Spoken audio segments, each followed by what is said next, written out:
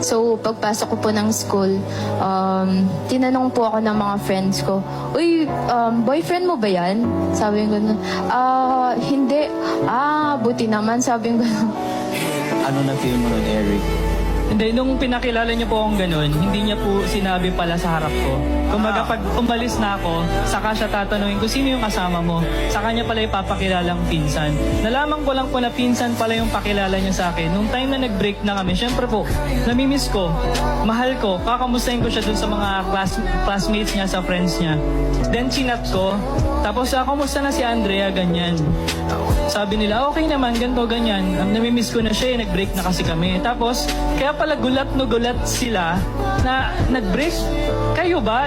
Pinsan lang yung pakilala niya sa amin tungkol sa'yo. Kuya pa nga ang tawag niya minsan sa'yo, ganyan.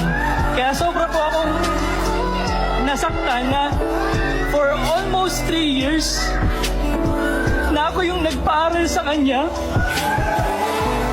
Umabot din po kasi sa time na yung tatay niya nagkaroon ng sakit, hindi makapag-provide sa kanila. So, kailangan niya po mag-stop. Pero dahil mahal ko, sabi ko, sige, tutulungan na lang kita. Ako yung magpapaaral sa'yo.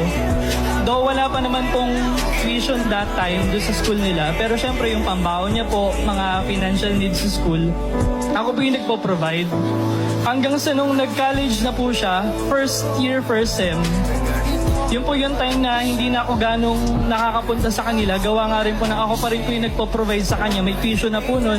So medyo kailangan kong kumayod, magtrabaho sa business, ganyan. I-surprise ko po siya nung kasi mansari namin.